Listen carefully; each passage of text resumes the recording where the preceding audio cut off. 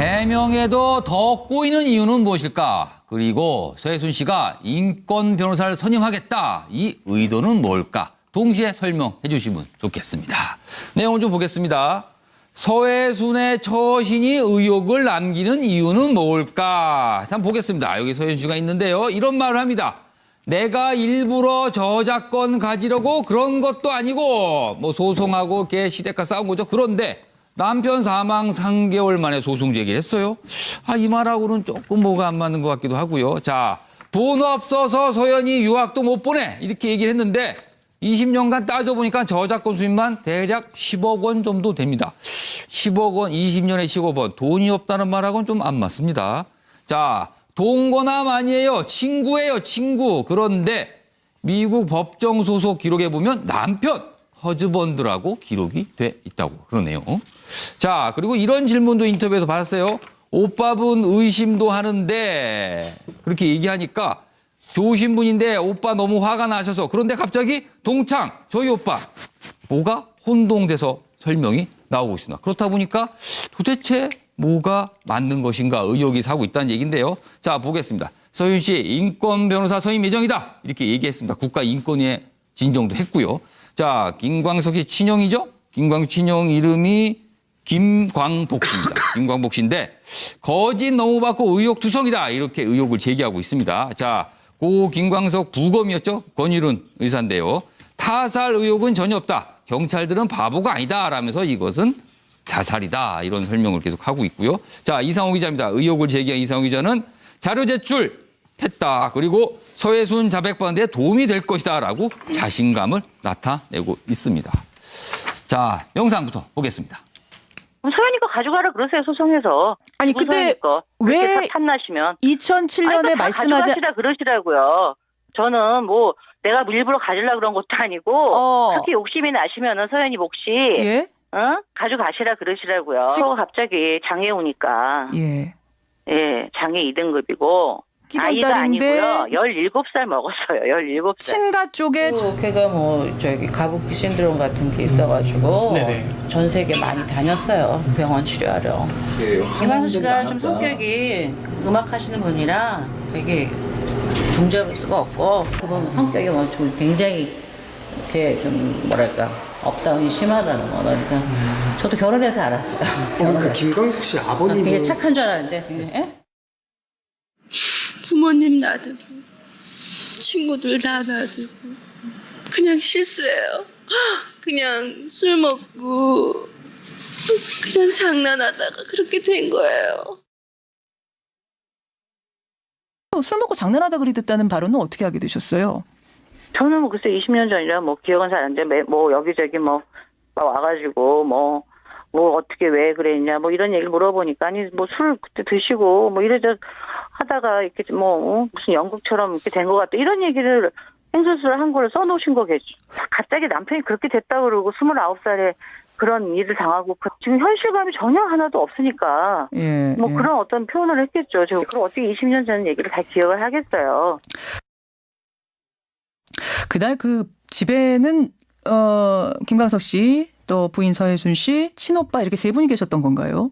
아닙니다. 뭐 오빠는 아래 그 부인하고 같이 계셨었고. 부인도 계셨고. 예. 네. 예. 거기는 그 강화도에 집이 있어가지고 서울 잠깐 나오실 때만 그 1층에 주차장에 있는데 잠깐씩 계셨기 때문에 예, 저는 뭐 그 오빠분은 그때 이제 그 사이렌 소리 듣고 처음 올라오신 거고요. 네네 같이 대원하고 같이 올라왔어요. 사실 20년 전부터 계속 뭐 소문이지만 오빠분에 대해서도 의심하는 사람들이 있었단 말입니다. 오빠가 요번에 다 지금 TV조선하고 다 인터뷰 하시고 집안도 좋으신 분이고 다들 뭐 저희 아버지가 다 군인이시고 훈장도 받으셔서 상당히 좋은 집안인데 저희 오빠도 지금 너무 화가 나셔가지고 예. 소송 준비 뭐 저희 중이시고. 동창 뭐 저희 오빠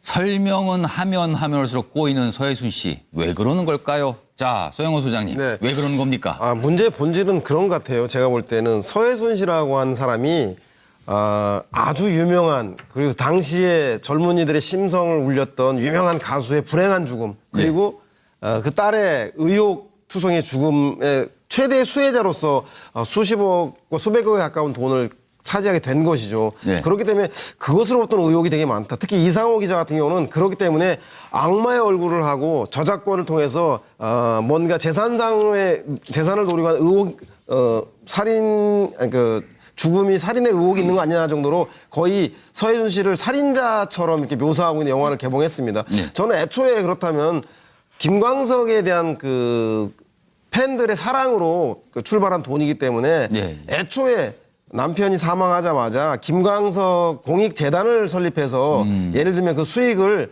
장애우를 위해서 자기 딸과 같은 장애우를 위해서 돈다든가 아니면 가난한 문화예술을 위한 지원을 했더라면 오히려 이렇게까지 그 어려움에 처해지지 않았을 것 같다는 생각이 들고요. 특히 인권 변호사 선임해서 본인이 마치 사회적 약자인 것처럼 그래서 거대한 음모에서 희생자인 것처럼 하는 희생자 코스프레까지 할 정도로 세간에 이렇게 궁지에 몰리지는 않았지 않겠나 좀 아쉬운 대목이 많은 것 같습니다. 예. 이정우 실장님. 예, 소장님 그 지적 아주 날카로웠습니다. 예. 그런데 안 한 건 아니에요. 아까 2003년에 왜 그 여성 월간지에 예, 등장하잖아요. 그때 이분이 뭐 김민기 씨를 형님, 민기 형 이렇게 부르면서 예, 예. 김민기 씨가 당시 김광석 추모하고 기부 운동을 하고 있었거든요. 그랬더니 예. 민기 형이 어렵게 하시는데 내가 이제부터 적극적으로 하겠다 예. 하면서 한 2년 정도 그런 걸 해요. 예. 하긴 하는데 거의 신용처럼 하고 끝나버렸죠. 왜냐하면 지금 문화예술계 특히나 김광석 씨를 아는 지인들 중에 서해순 씨 편이 없거든요. 편을 안 들었다는 건 그만큼 그때 제대로 예, 예. 뭔가를 안 했다는 뜻이고.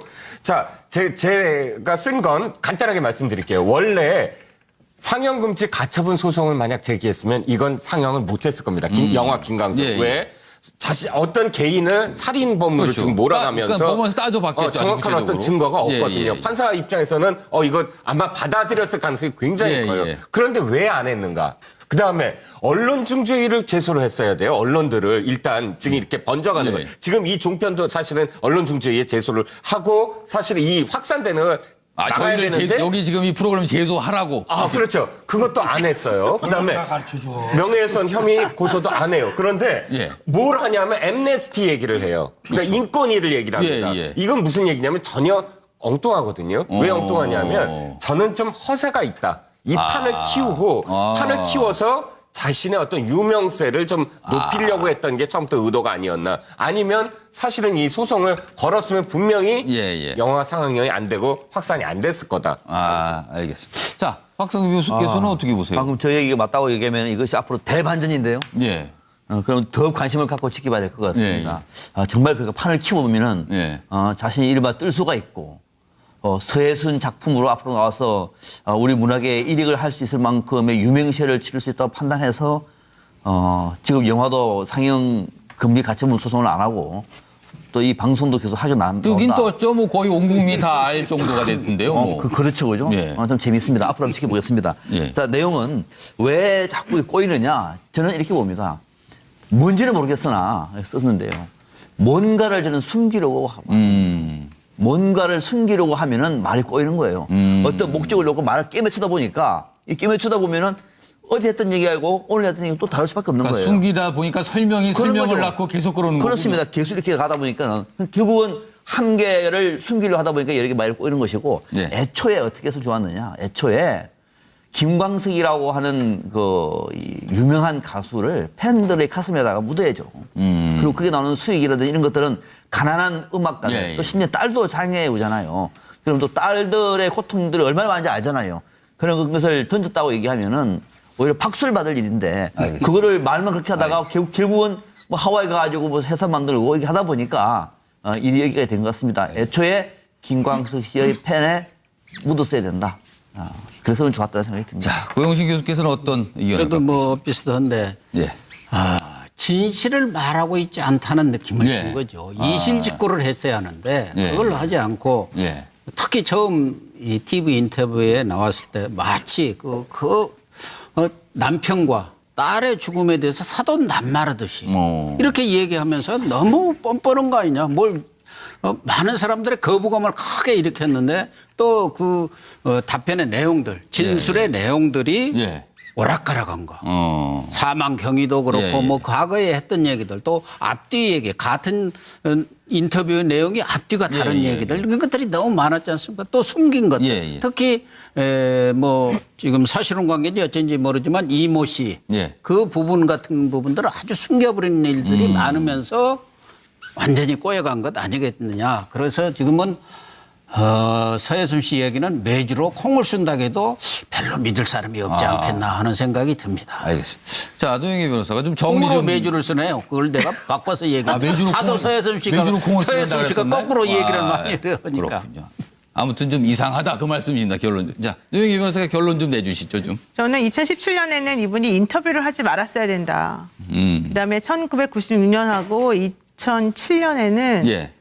이분이 사실대로 밝혔어야 된다, 애초에. 생각하는데 이제 인터뷰를 하지 말았어야 된다는 이유는 아까 앞에 분들 말씀하신 것과 마찬가지로 뭔가를 숨기려고 하는 사람이 그 다른 사람으로부터 날카로운 예상치 못한 질문을 받았을 때 나오는 현상이 예. 바로 저런 거거든요. 예. 그러니까 우리가 법정에서 증인들 신문할 때 보면요.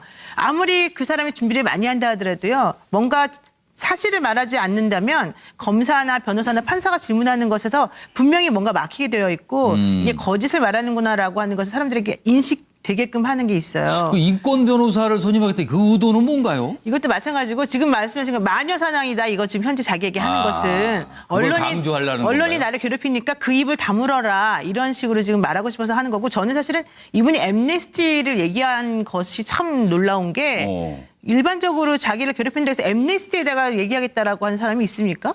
그거는 무슨 직접적으로 뭐 아무런 독재 정권에서 탄압받고 뭐 이런 정도 아닙니까? 아무런 문제 해결이 되지 않는 거거든요. 근데 이런 식의 그러니까 사고를 하시는 분을 보니까 약간 좀 특이하다 정말로 이렇게 생각이 드는데 어쨌든 이분은 일단은 지금 현재로서는 아마 약간 자승자박 형이 좀 되고 있지 않는가 생각이 듭니다. 알겠습니다. 자, 다음 주제로 넘어갈 텐데요. 김관진 전 국방장관입니다. 이분은 원래 호랑이상, 강골 뭐 이런 이미지였는데 그동안 우리가 알고 있던 이미지와는 사뭇 다른 얘기들이 자꾸만 들려오고 있습니다. 다음 이슈 넘어갑니다. 부모님 놔두고 친구들 다 놔두고 그냥 실수해요. 그냥 술 먹고 그냥 장난하다가 그렇게 된 거예요. 술 먹고 장난하다 그리 듣다는 발언은 어떻게 하게 되셨어요? 저는 뭐 글쎄 20년 전이라 뭐 기억은 잘 안 나는데 뭐 여기저기 뭐 와가지고 뭐 어떻게 왜 그랬냐 뭐 이런 얘기를 물어보니까 아니 뭐 술 그때 드시고 뭐 이래저 하다가 이렇게 뭐 무슨 연극처럼 이렇게 된 것 같다 이런 얘기를 행설수를 한 거를 써놓으신 거겠죠. 갑자기 남편이 그렇게 됐다 그러고 29살에 그런 일을 당하고 지금 현실감이 전혀 하나도 없으니까. 됩니다. 10억 원, 20년에 10억 원. 돈이 없다는 말하고는 좀 안 맞습니다. 자, 동거남 아니에요. 친구예요, 친구. 그런데 미국 법정 소속 기록에 보면 남편 허즈번드라고 기록이 돼 있다고 그러네요. 자, 그리고 이런 질문도 인터뷰에서 받았어요. 오빠분 의심도 하는데 그렇게 얘기하니까 좋으신 분인데 오빠 너무 화가 나셔서 그런데 갑자기 동창 저희 오빠 뭐가 혼동돼서 설명이 나오고 있습니다. 그렇다 보니까 도대체 뭐가 맞는 것인가 의혹이 사고 있다는 얘기인데요. 자, 보겠습니다. 서윤 씨 인권 변호사 선임 예정이다 이렇게 얘기했습니다. 국가인권위에 진정도 했고요. 해명에도 더 꼬이는 이유는 무엇일까? 그리고 서해순 씨가 인권 변호사를 선임하겠다 이 의도는 뭘까? 동시에 설명해 주시면 좋겠습니다. 내용을 좀 보겠습니다. 서해순의 처신이 의혹을 남기는 이유는 뭘까? 한번 보겠습니다. 여기 서해순 씨가 있는데요. 이런 말을 합니다. 내가 일부러 저작권 가지려고 그런 것도 아니고 뭐 소송하고 걔 시댁과 싸운 거죠. 그런데 남편 사망 3개월 만에 소송 제기를 했어요. 이 말하고는 조금 뭐가 안 맞는 것 같기도 하고요. 자, 돈 없어서 서연이 유학도 못 보내 이렇게 얘기를 했는데 20년간 따져보니까 저작권 수입만 대략 10억 원 정도. 뭐 내가 일부러 가지려고 그런 것도 아니고 특히 욕심이 나시면은 서연이 몫이 가져가시라 그러시라고요. 갑자기 장애 오니까. 장애 2등급이고 아이가 아니고요. 17살 먹었어요. 17살. 친가 쪽에 걔가 뭐 저기 가부키 신드롬 같은 게 있어가지고 전 세계 많이 다녔어요. 병원 치료하러. 김광석 씨가 좀 성격이 음악 하시는 분이라 되게 종잡을 수가 없고 그 보면 성격이 뭐 좀 굉장히 이렇게 좀 뭐랄까 업다운이 심하다는 거. 그러니까 저도 결혼해서 알았어요. 그 김광석 씨 저는 아버님은 되게 착한 줄 알았는데 굉장히, 예? 자, 김광석이 친형이죠? 김광석 친형 이름이 김광복 씨입니다. 김광복 씨인데 거짓 너무 받고 의혹 투성이다 이렇게 의혹을 제기하고 있습니다. 자, 고 김광석 부검이었죠? 권일훈 의사인데요. 타살 의혹은 전혀 없다. 경찰들은 바보가 아니다 라면서 이것은 자살이다 이런 설명을 계속 하고 있고요. 자, 이상호 기자입니다. 의혹을 제기한 이상호 기자는 자료 제출했다. 그리고 서해순 자백받는 데 도움이 될 것이다 라고 자신감을 나타내고 있습니다. 자, 영상부터 보겠습니다. 소연이가 가져가라 그러세요, 소송에서. 아니, 근데 왜 탐나시면 2007년에 아니, 다 말씀하지 가져가시라 그러시라고요. 저는